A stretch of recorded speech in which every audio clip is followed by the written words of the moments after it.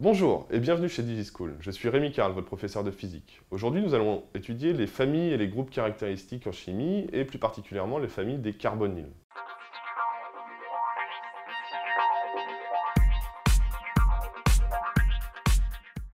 Les familles des carbonyles. Donc les familles des carbonyles sont des familles de composés organiques qui contiennent un groupe caractéristique CO. Donc c'est le groupe caractéristique commun aux familles des carbonyles, qu'on appelle groupe carbonyle. Un groupe carbonyle peut avoir deux fonctions chimiques, donc cette fonction c'est soit la fonction dite aldéhyde, soit la fonction cétone. Donc on distinguera les aldéhydes des cétones. La famille générale, donc c'est ce qu'on appelle les composés carbonylés, ou la famille des carbonyles. Le groupe caractéristique, c'est ce qu'on peut résumer de cette manière-là, donc CO. La formule brute ici, la formule brute est donnée par la relation CnH2nO, ce qui veut dire que si j'ai N carbone, j'ai 2 N hydrogène, donc en gros, ce qui fait que si j'ai 2 carbones, j'ai 2 fois 2, donc 4 hydrogènes, j'aurai du C2H4O. Donc cette formule, à bien comprendre, hein, ça c'est ce qui nous décrit les carbonyles, ce qui nous permet aussi de vérifier qu'on n'écrit pas de bêtises quand on écrit la formule brute d'un carbonyle. Donc c'est constitué évidemment d'une chaîne saturée et du groupe carbonyle. On distingue maintenant deux branches, donc deux fonctions, la fonction des aldéhydes et la fonction des cétones. Les aldéhydes, donc, la fonction aldéhyde sera décrite comme étant CHO. La formule générale, donc c'est un radical, chaîne carbonée saturée, CHO. Et ensuite, pour décrire les aldéhydes, on utilisera le suffixe al ou le préfixe oxo. Formule, on n'utilise plus trop maintenant. La fonction aldéhyde se trouve en bout de chaîne, donc c'est ce qui caractérise les aldéhydes, c'est cette double liaison O en bout de chaîne carbonée. Les cétones maintenant, donc la fonction cétone sera décrite de cette manière-là. Du coup, on écrira une formule générale radical CO radical prime. Le suffixe qu'on utilisera, c'est on, et le préfixe, ce sera également oxo. Un premier exemple d'aldéhyde maintenant. Donc je prends un aldéhyde de formule brute C5H10O, donc qui correspond bien à la formule générale que j'avais donnée CnH2nO. Ici, j'ai bien deux fois plus d'hydrogène que de carbone. Une formule semi-développée que je peux proposer, c'est CH3, CH2, CH2, CH2, C, double liaison H. J'ai bien affaire du coup ici à du RCHO, cette partie constituant la chaîne carbonée principale. Et ensuite CHO ici qui correspond au groupe caractéristique carbonyle, fonction aldéhyde. La formule topologique ici sera donnée sous le format suivant, donc CH3, CH2, CH2, CH2, C, double liaison O, H, qu'on ne fait pas apparaître ici parce qu'on est dans la formule topologique. Je numérote mes carbones comme d'habitude.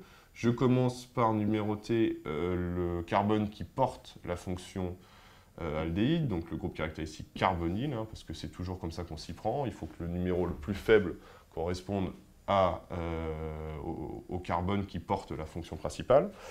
Et donc ici, comment je décris le nom? Je me reconstate que j'ai 5 carbones dans la chaîne principale, donc j'ai meth, eth, prop, but, pin, donc c'est bien du pentane au départ, si j'oublie ce groupe caractéristique.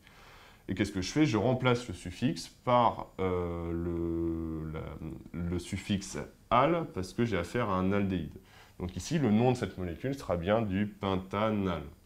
Ici, je n'ai pas besoin de préciser pentanal, parce qu'on a bien compris que chez les aldéhydes, le groupe caractéristique se situait forcément en bout de chaîne, et ici, il n'y a pas d'ambiguïté. Ce groupe caractéristique, si je le mets là, j'aurais numéroté dans l'autre sens, et ça s'appellerait aussi du pentanal. Un deuxième exemple d'aldéhyde maintenant, donc toujours sur la même formule brute, C5H10O. Ici, je propose la formule semi-développée, isomère de l'autre. CH3, CH2, CH, C, CH3, etc. Donc ici, la formule topologique. D'ailleurs, vous pouvez travailler sur l'une ou l'autre différemment pour nommer les molécules. C'est ce que vous préférez. Moi, je préfère la topologique, mais c'est chacun son choix. Donc ici, c'est CH3, CH2, CH, CH3, C, double liaison O, H, que je ne fais toujours pas apparaître.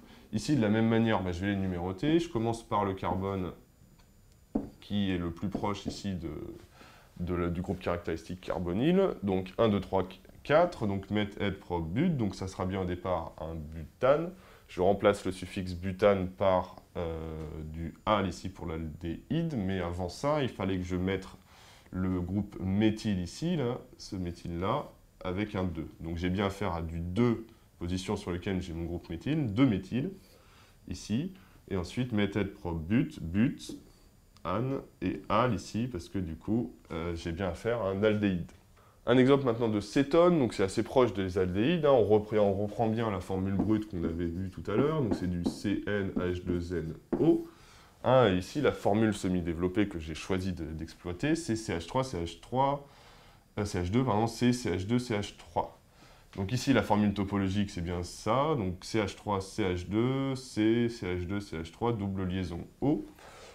Ici, donc, j'ai bien affaire à quelque chose qui va avoir une certaine forme de symétrie, donc du coup, je peux numéroter indifféremment les carbones à partir de la gauche ou de la droite, là. Dans tous les cas, je tomberai sur le carbone numéro 3 qui porte la fonction cétone, donc le groupe carbonyle, qui est celui-ci. Donc du coup, ça sera bien du 3 quelque chose. Je reprends met, et, prop, but, pint, donc c'est du pentane 3.